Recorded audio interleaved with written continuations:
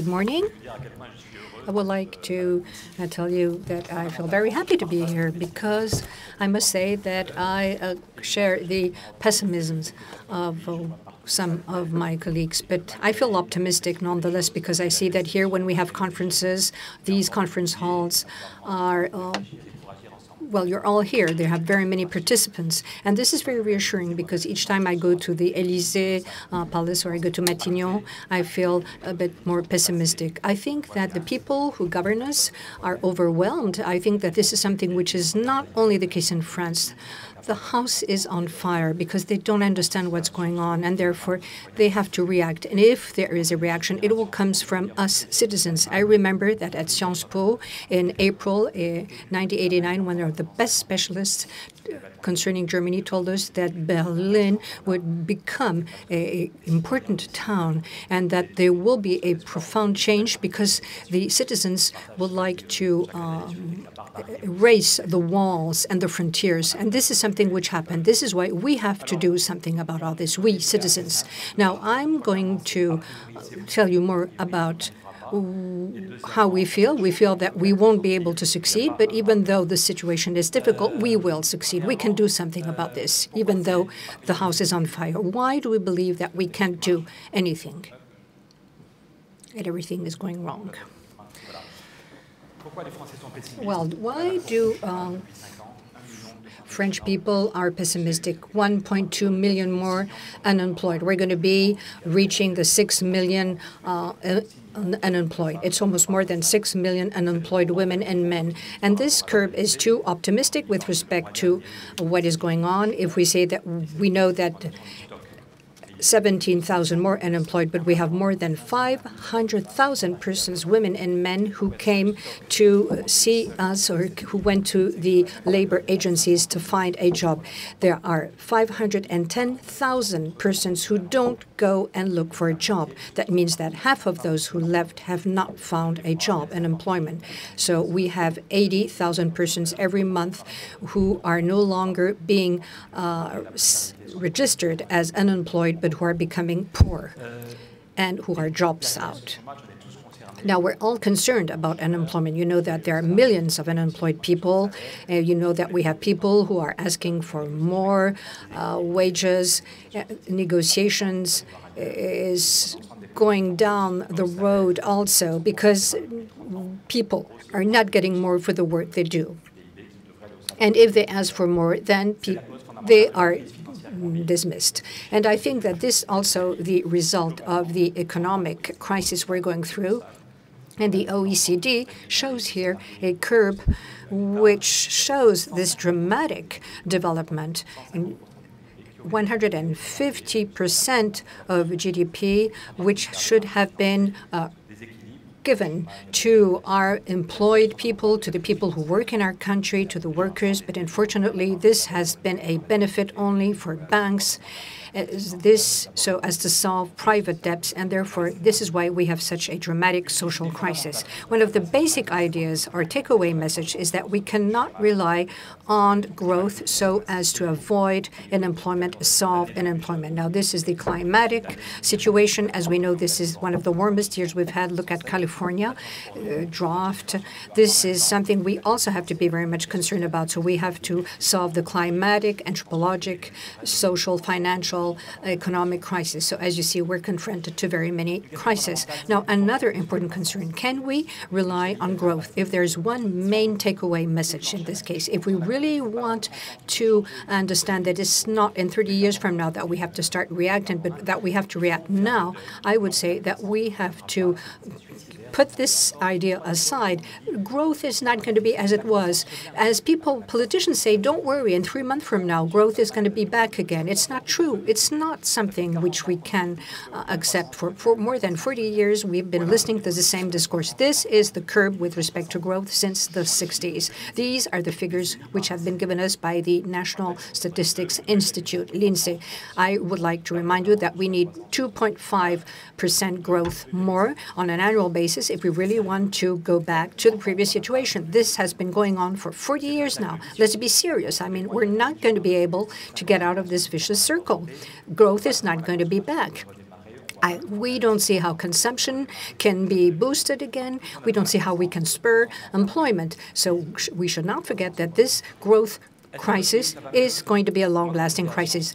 I remember when I was at Sciences Po, we used to see what the situation was in other countries. Now, what about Japan? Japan has been prevailing over the world economy, but they also went through a crisis. It's 0.7% of growth as an average value from 92 to 2011. They have been doing all they can so as to trigger growth again. They have highways. They have been constructing roads everywhere, and in the Maastricht Treaty framework, people thought that this would be the ideal solution. But they have had relaunching plans so as to increase up to 6.6% their GDP every year, and that's what Japan has been doing. Japan has been developing a very ambitious industrial policy with investment in terms of research and development, but this is not the case in other countries. Look here at the interest rates, 0%, and Japan only has today 0.7 growth, and now they're going through a recession. This has been going on for a year now, more than a year, and they have a negative value for growth. Now, where do we have growth? In the United States? Now, look at the activity rate. This is the most important indicator. There's a large debate concerning the Fed today. Now, the interesting thing about it is that they have $3.5 billion. This means that they've been producing more dollars and just as to buy the treasury bonds. But this is something which is not very significant, because even though you are injecting more money into the system, it's like giving more pills to a patient. You're not going to save him. He's not going to get cured, because you have 200,000 or 300,000 people who are unemployed and who are not registered as unemployed. And in the United States, people say that the indicator is the activity rate. And as we see here, since 21, there has been a complete collapse of the activity rate. It's 62.7%. This is the figures we have. That means that there are minus 63% of Americans who are active. So this is what it accounts for in terms of inactivity. Even in the States, this is a real debate. We don't have Social Security. What about the labor code? You all know what it is all about in the United States. For instance, the cost of labor is not as high as in European countries, but things don't work very well either, and the activity rate is collapsing. And there are two ticking bombs today in the world economy. The thing is that we're not going to have a soft growth in Europe as the one which took place in Japan. If we look at these statistics concerning GDP, now today the emerging country is China. But as we know, there is today a threat with respect to buildings and their policy in terms of real estate. And China is no longer going to be a booster. It's a very unstable country. It's maybe the most unstable country. The only thing which is now being stable is consuming. Consumption rate is higher in China. It's very robust. It's 65% in India, but it's not as high in China. So as we see here, China depends a lot upon the exports. In 2009, when the exports go down, and there was a relaunch plan which was launched, it was 40% of GDP, which was supposed to solve the problem of private and public debts. And 3 years ago, a whole Chinese village which could build a hotel which was bigger than the Tour Eiffel in France.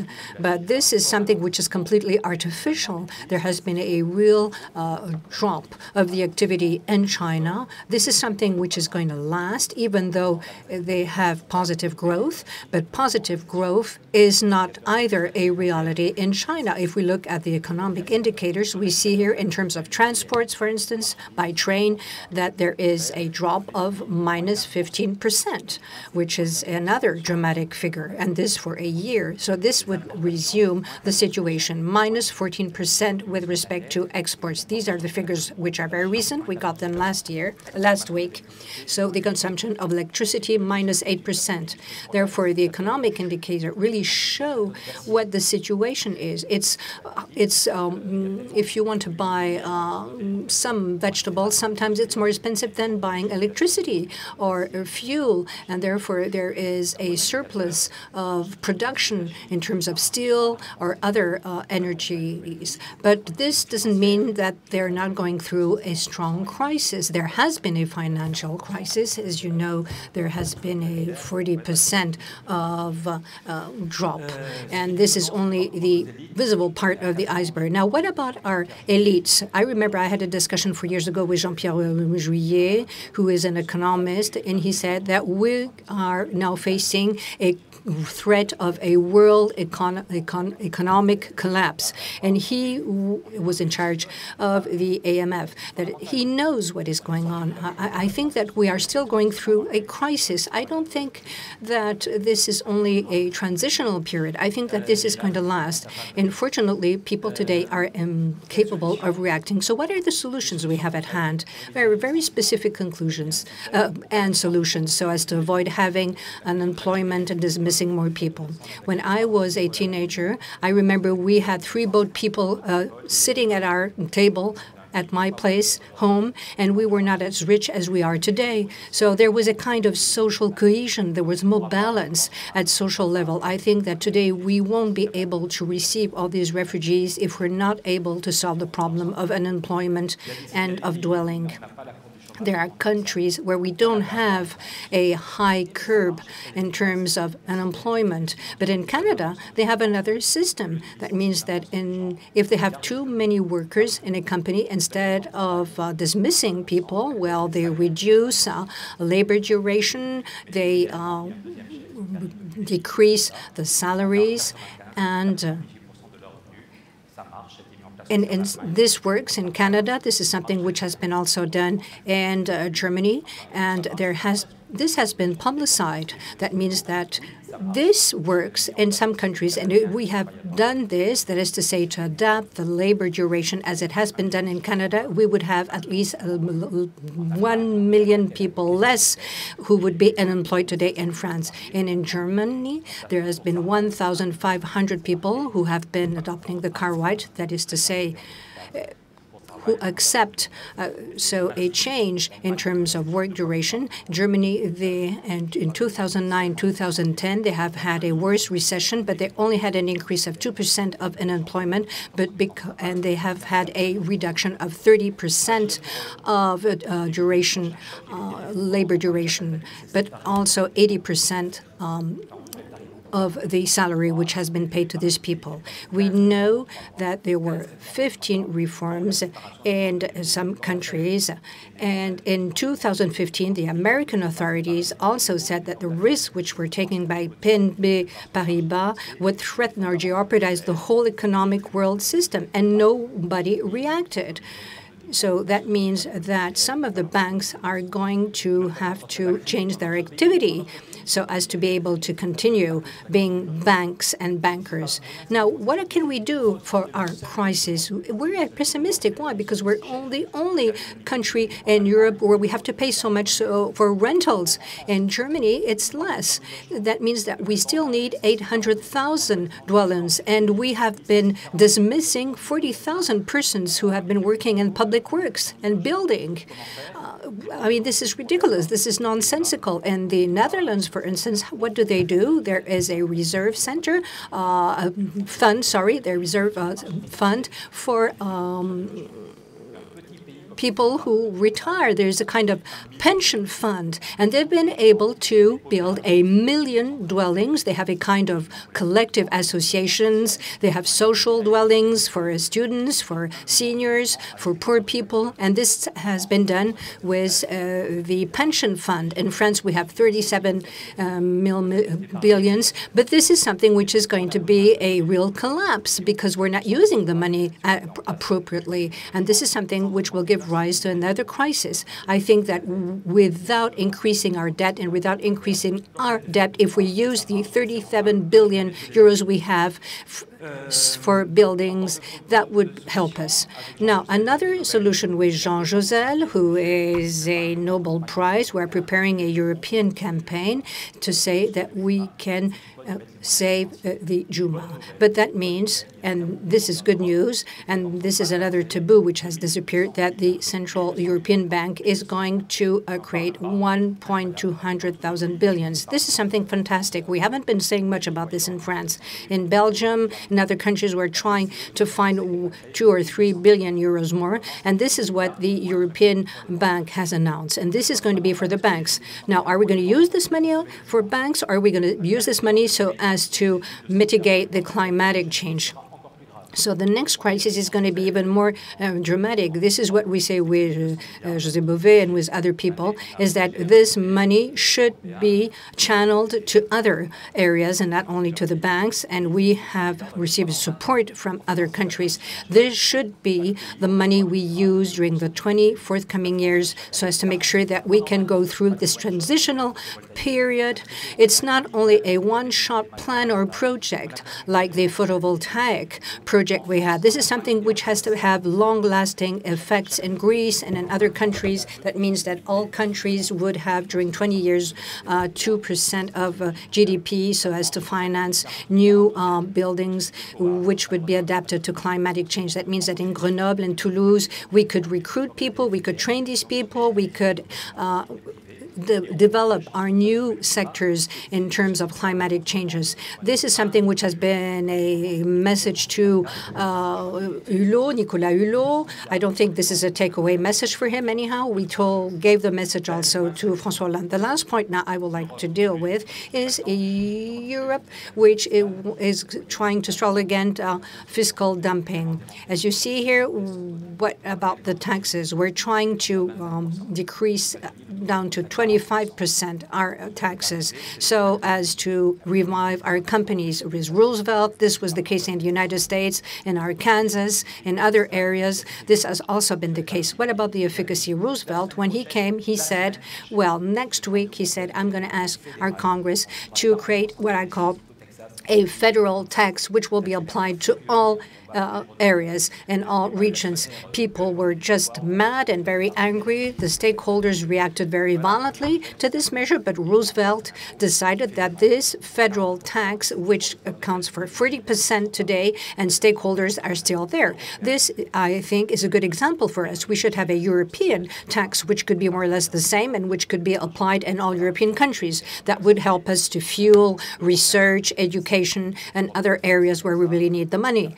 And France, of course, would also be having a benefit from this. That is to say, more or less 20 billion. Now, what about work duration? This is a taboo also in France. 20 years ago, there was a report which was done by the French ministry, Balladur, and a report recommended a reduction of more than 20% of work duration over a period of 20 years. This was one of the recommendations which were done by the Commission presided over by Boissonnant and on the request of our French minister. But today, we know that today the legal duration is not only 35 hours, it's 39.6, and there are millions of people who are unemployed because we have not been able to have the appropriate negotiations and see how the work can be distributed. In Maminova, they work 6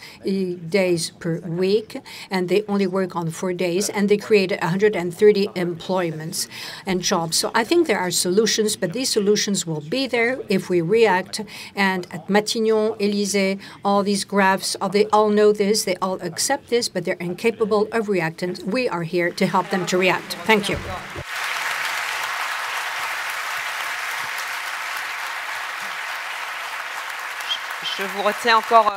Well, please stay with me for a couple of minutes, Pierre. We were very interested in what you said. there are only a few minutes left because you used more time that was allocated to you. So how can you envisage a world with a different growth? And if we take the measures that you advocate for, what would be the most important measure we should take? Well, climate is paramount. I was at a round table where everybody was very pessimistic about the climate, and Jean-José was explaining, no, if we invest enough money into changing things, then things will change. And we published an article in a newspaper recently with Philippe Michaud, being convinced by what we said, that changing the climate question is all a matter of investment. When Philippe Michaud told me that he was convinced that we can invest 1,000 billion in climate change, he said that he talked about it with leaders in Berlin, and that there is a possibility to also convince the German partners. So I would like to also ask Jacques Attali and also all the partners and all the different networks, is it possible to invest 1,000 billion in climate change, in changing everything that's going to happen about the climate?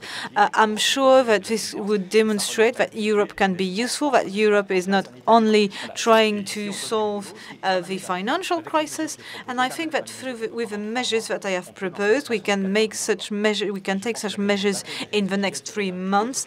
And I think that the question of the refugee crisis would be completely different if the unemployment curve was different, with a different inflection. So, as I said, I'm talking with the government, French government, on a daily basis, and I try to advocate for a number of changes. And I saw the social counselor of the French president 2 years ago, and I advocated for the measures I've been talking about this morning, but nothing's changing.